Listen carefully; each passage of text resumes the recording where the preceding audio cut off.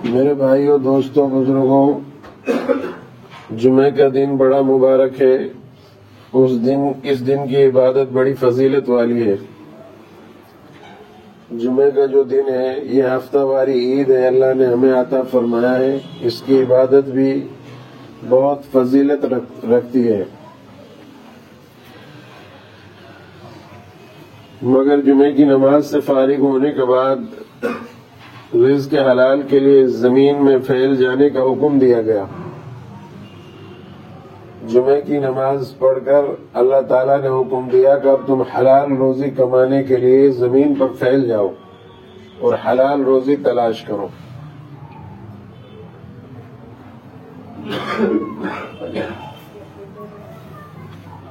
جب نماز پڑھ لی جائے تو تم لوگ زمین پر پھیل جاؤ اور اللہ کے فضل یعنی روزی کی تلاش میں لگ جاؤ۔ یہ سورہ جمعہ کی آیت کا ترجمہ میں نے آپ کے سامنے کیا۔ جمعے کی عبادت بڑی فضیلت رکھتی ہے، لیکن اس کی عبادت کرنے کے بعد آپ کو اللہ حکم دے رہا ہے کہ اب اپنے کام کاج کرو نماز پڑھنے کے بعد۔ حضرت عمر رضی اللہ تعالیٰ عنہ نے بعض لوگوں کو دیکھا کہ وہ جو ہے نماز پڑھنے کے بعد مسجد میں بیٹھے ہوئے ہیں اور توکل کا دعویٰ کرتے ہیں کہ ہمیں بھروسہ ہے اللہ پر، ہم کچھ کام نہیں کریں گے، بس اللہ ہمیں یہیں پر بیٹھے بیٹھے دے دے گا۔ تو حضرت عمر فاروق رضی اللہ تعالیٰ عنہ نے ان کے درے مارے اور مسجد سے باہر جانے کا حکم دیا۔ توکل بے شک اللہ پر رکھنا چاہیے، لیکن ہاتھ پیر جب تک ہم نہیں چلائیں گے تو اللہ تعالیٰ ہمارے منہ میں نوالا کیسے دے دے گا؟ اس لیے ہمیں جدوجہد کرنی ہے، محنت کرنی ہے اور حلال روزی کمانی ہے۔ آج کا ایماندار تاجر جو سچ بولنے والا سچائی کے ساتھ تجارت کرے، قیامت کے دن وہ اللہ تعالیٰ ان کو جو ہے نبیوں کے ساتھ اٹھائیں گے۔ تو حضرت عمر فاروق رضی اللہ تعالیٰ عنہ نے بعض لوگوں کو دیکھا کہ وہ توکل علی اللہ کا دعویٰ کر کے نماز کے بعد مسجد میں بیٹھے ہوئے ہیں۔ آپ نے انہیں درے مارے اور فرمایا کوئی شخص رزق کے لیے کوشش کرنا چھوڑ کر اللہ سے یہ دعا نہ کرے اے اللہ مجھے روزی دے، حالانکہ وہ جانتا ہے کہ آسمان سے سونے اور چاندی کی بارش نہیں ہوتی۔ اور اللہ تعالیٰ قرآن مجید میں فرما چکا ہے جب نماز سے فارغ ہو جاؤ تو زمین میں پھیل جاؤ اور اللہ کا فضل تلاش کرو۔ فضل کا مطلب ہے روزی تلاش کرو۔ اللہ کے رسول صلی اللہ علیہ وسلم کے زمانے میں ایک آدمی مسجد نبوی کے کونے میں بڑا غمزدہ بیٹھا ہوا تھا۔ آپ نے ان کو دیکھا، فرمایا معاذ کیا بات ہے، میں تمہیں غمزدہ پریشان دیکھ رہا ہوں۔ حضرت معاذ نے عرض کیا رسول اللہ صلی اللہ علیہ وسلم مجھے غموں نے، پریشانیوں نے، قرض نے گھیر رکھا ہے۔ تو اللہ کے رسول صلی اللہ علیہ وسلم نے ان کو فوراً فرمایا کہ یہ دعا پڑھا کرو، اللہم اعنی علی ذکرک و شکرک و حسن عبادتک۔ ایک آدمی، آپ نے ان کو فوراً دعا بتائی، انہوں نے پڑھنا شروع کر دیا، اللہ نے اس کا غم دور کر دیا۔ ایک آدمی آپ کے پاس مانگنے کے لیے، سوال کرنے کے لیے آیا، آپ نے فرمایا تمہارے پاس کچھ ہے؟ اس نے کہا کچھ نہیں، سوائے میرے پاس ایک چادر ہے، ایک پیالہ ہے۔ آپ نے فرمایا اپنے پیالے کو لے کر آؤ۔ وہ اپنے پیالے کو لے کر آئے، آپ نے اس کو 2 درہم میں، صحابہ سے کہا کہ اس کو کوئی 2 درہم میں خریدنا پسند کرے گا؟ تو ایک صحابی کھڑے ہوئے، اس نے اس کو خرید لیا۔ پھر آپ نے اس سے فرمایا کہ تم جاؤ 1 درہم کے گھر والوں کے لیے راشن ڈال دو اور 1 درہم کی کلاڑی لے کر آؤ۔ وہ گیا، 1 درہم کی تو اپنے گھر والوں کے لیے راشن بھر دیا اور 1 درہم کی وہ کلاڑی لے کر آیا۔ آپ نے اس میں اپنے ہاتھ سے دستہ ڈالا اور فرمایا آپ جنگل جاؤ اور وہاں سے لکڑیاں کاٹو اور روزانہ منڈی میں بیچو اور 15 دن کے بعد میرے پاس آنا اور حساب کتاب بتانا کچھ بچا ہے کہ نہیں بچا۔ 15 دن کے بعد جب وہ آیا تو کھا پی کر 10 درہم اس کے پاس بچے ہوئے تھے۔ تو اللہ کے رسول صلی اللہ علیہ وسلم نے ہمیں امت کو محنت اور جدوجہد اور جفا کشی سکھلائی، مانگنا سوال کرنا نہیں سکھلایا، جیسے آج ہم لوگ مانگتے پھر رہے ہیں۔ ہر جگہ مانگنے والے جیسے جیسے رمضان کا مہینہ قریب آتا جائے گا مانگنے کے طرح طرح کے طریقے لوگ آتے رہیں گے اور ایجاد ہوتے رہیں گے طریقے. کوئی ریڑی میں، کوئی پٹڑی پر، کوئی اپنے ہاتھ پاؤں پر کیمیکل لگا کر، پٹی لگا کر وہ مانگ رہا ہے. وہ جتنے میں نے مانگنے والوں میں بد اخلاقی پائی اتنا اور کسی میں نہیں پائی. امت کو اسلام نے، اللہ کے رسول صلی اللہ علیہ وسلم نے مانگنا نہیں سکھایا بلکہ جفا کشی کی تعلیم دی. ہم لوگ محنت کریں، جدوجہد کریں، جفا کشی کریں، لیکن مانگے نہیں، سوال نہ کریں. ہمارے نبی نے اس ہاتھ کے بارے میں تعریف فرمائی کہ یہ ہاتھ جو ہے زیادہ بہتر ہے بنسبت اس ہاتھ کے. آج یہ ہاتھ ہمارا بہت زیادہ ہو رہا ہے اور یہ ہاتھ ہمارا کم ہوتا جا رہا ہے. بہرحال اللہ تعالیٰ حکم دیتا ہے کوئی شخص روزی کے لیے کوشش کرنا چھوڑ کر اللہ سے یہ دعا نہ کرے اے اللہ مجھے رزق دے، حالانکہ وہ جانتا ہے کہ آسمان سے سونا چاندی کی بارش نہیں ہوتی. اللہ تعالیٰ قرآن میں فرما چکا ہے جب نماز سے فارغ ہو جاؤ تو زمین میں پھیل جاؤ اور اللہ کا فضل تلاش کرو. ایک دفعہ امام احمد ابن حنبل سے پوچھا گیا اس شخص کے بارے میں آپ کی کیا رائے ہے جو اپنا گھر یا مسجد میں بیٹھا رہتا ہے اور کہتا ہے میں کوئی کام نہیں کروں گا، مجھے اللہ پر بھروسہ ہے وہ مجھے رزق عطا کرے گا. امام احمد ابن حنبل نے جواب دیا یہ شخص نیرا جاہل ہے. کیا اس نے رسول اللہ صلی اللہ علیہ وسلم کا یہ فرمان نہیں سنا میرا رزق میرے نیزے کے سائے میں رکھا گیا ہے، اور رسول اکرم صلی اللہ علیہ وسلم کا یہ ارشاد کیا اسے معلوم نہیں کہ پرندے صبح کے وقت تلاش رزق میں خالی پیٹ نکلتے ہیں اور شام کو پیٹ بھر کر واپس لوٹتے ہیں. پرندے کو بھی اپنی روزی کی فکر ہوتی ہے، صبح کو جاتا اپنی گھونسلے سے نکل کر خالی پیٹ اور شام کو پیٹ بھر کر آتا ہے. تو کوئی آدمی مسلمانوں سے میری خاص طور سے یہ اپیل ہے کہ آپ جو ہے اپنے ہاتھ میں کوئی ہنر رکھیں اور آپ اعلیٰ تعلیم حاصل کریں. ہر آدمی کچھ نہ کچھ کرے. خالی بیٹھنے سے دماغ میں بہت ساری شیطانیت کی باتیں آتی ہیں، اس لیے کچھ نہ کچھ اپنے بچوں کے لیے اپنے لیے آدمی کمانے کی فکر کرے، خالی نہ بیٹھے.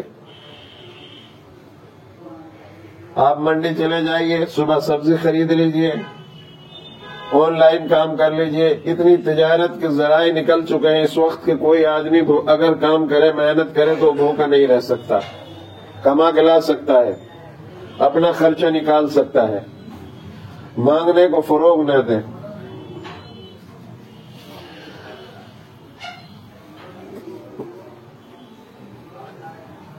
صحابہ کرام بحر و بر میں تجارت کیا کرتے تھے، سمندر سے نکل کر کے نہیں جاتے تھے اور خشکیوں تک پہنچتے تھے، اور چین اور اسپین میں جا کر کے نہیں انہوں نے تجارت کی ہے. آپ اپنی روزی کے لیے باہر بھی جا سکتے ہیں. صحابہ ہمارے لیے نمونہ ہے، ان کا یہ عمل ہمارے لیے نمونہ ہے. کثرت مال اسلام کی نظر میں عیب نہیں ہے. مال کمانا، مالدار بننا اسلام کی نظر میں عیب نہیں ہے. یہ لوگوں کے پاس تعلیم کی کمی ہے جو مال کو برا سمجھتے ہیں، مال کو کہتے ہیں برا ہے. ایسا نہیں ہے، تعلیم کی کمی ہے. اسلام کی نظر میں یہ کوئی عیب کی بات نہیں ہے اگر اللہ تعالیٰ آپ کو دے. حضرت عبد الرحمن بن عوف کتنے مالدار تھے، حضرت عثمان غنی نے کتنے کام کیے اسلام کے لیے. اگر مال نہ ہوتا تو کیسے وہ جہاد کے لیے سامان فراہم کرتے. کنواں نہیں تھا پانی پینے کے لیے، اس کو یہودیوں سے خرید کر وقف کیا سب کے لیے. تو مال کوئی عیب نہیں ہے. کبھی ہم یہ سمجھے کہ بھائی اسلام فرنیچر پنا سکھاتا ہے، بھیک مری سکھاتا ہے، غریبی سکھاتا ہے. ایسا نہیں، اسلام تو بہت ماڈرن مذہب ہے.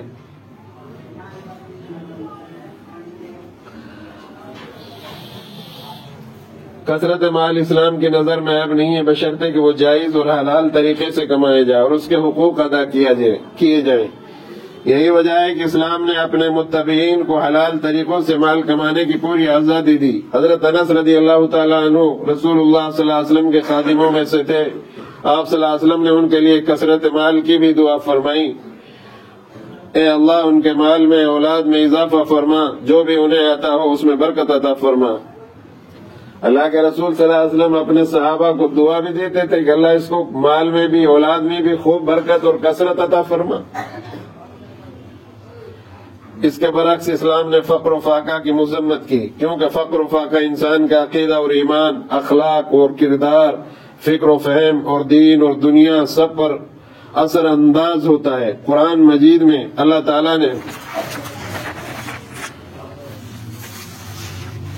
تبارک و تعالیٰ نے فرمایا وَوَجَدَكَ عَائِلًا فَأَغْنَىٰ، اور اس نے آپ کی ضرورت، آپ صلی اللہ علیہ وسلم کو ضرورت مند پایا تو بے نیاز بنا دیا۔ بہرحال اسلام نے فقر و فاقہ سے پناہ مانگنے کی تعلیم دی۔ اللہ کے رسول صلی اللہ علیہ وسلم سے جو دعائیں منقول ہیں ان میں ایک دعا یہ بھی ہے، اللہم انی اعوذ بک من الفقر والقلۃ والذلۃ، اے اللہ میں فقر و فاقہ سے، مال کی کمی اور ذلت سے تیری پناہ میں آتا ہوں۔ اس طرح سے اللہ کے رسول صلی اللہ علیہ وسلم فقر و فاقہ سے پناہ مانگا کرتے تھے۔ ایک دعا میں فقر و فاقہ کے ساتھ کفر سے بھی پناہ طلب کرنے کا ذکر ملتا ہے، اللہم انی اعوذ بک من الکفر والفقر، اے اللہ میں تیری پناہ میں آتا ہوں کفر اور فقر و فاقہ سے۔ کسب معاش کا سب سے اہم ذریعہ تجارت ہے۔ اللہ تعالیٰ کا ارشاد ہے وَأَحَلَّ اللَّهُ الْبَيْعَ وَحَرَّمَ الرِّبَا، اللہ تعالیٰ نے خرید اور فروخت کو حلال کیا ہے اور سود کو حرام قرار دیا ہے۔ سود جو ہے حرام ہے، تجارت حلال ہے۔ مشرکین مکہ نے آپ سے کہا تھا کہ تجارت میں ایک ساتھ بہت سارا فائدہ ہو جاتا ہے، تو یہ بھی تو سود کے برابر ہے۔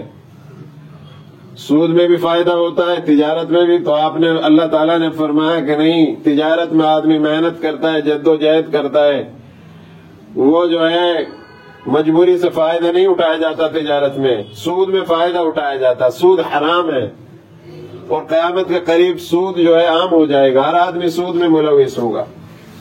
سود کا لینا، سود کا دینا، سود پر گواہ بننا، سود کا لکھنا اور سودی کمپنی میں یا سودی جگہوں پر کام کرنا، یہ سب ناجائز ہے۔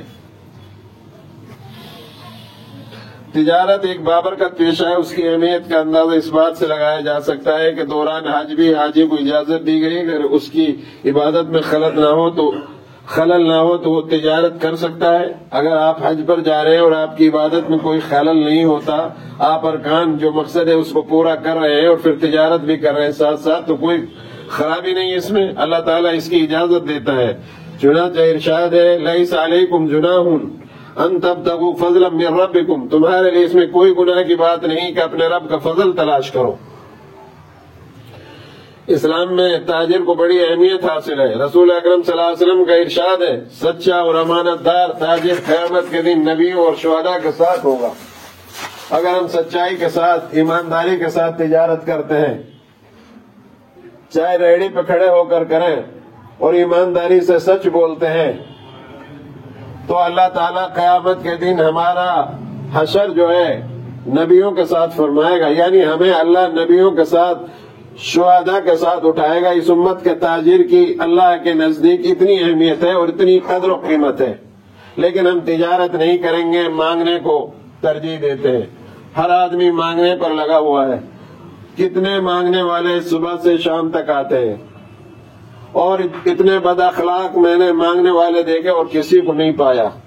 پچھلے جمعے میں ایک عورت تھی، میں نے کہا بھئی آپ باہر جاؤ، وہ بیچو بیچ میں کھڑی تھی، بعد میں اتنی بری بول کر گئی، میں آپ کو بتا نہیں سکتا۔ آپ بالکل نہ دیں عام سائلوں کو، پتہ نہیں یہ لوگ کون ہیں اور یہ کیا کر رہے ہیں، آپ کے پیسے کو آپ پر ہی تو استعمال نہیں کر رہے ہیں۔ آپ صرف اپنے رشتہ داروں میں غریبوں کو دیکھو، اپنے قریب میں، محلے میں اگر کسی کے پاس مکان ہے، مکان تو رہنے کا ہے لیکن کھانے پینے کا نہیں ہے، بیوہ ہے، بچے ہیں اس کے پاس، اس کو دیجیے، یہ زیادہ بہتر ہے اور زیادہ ثواب ہے اس میں۔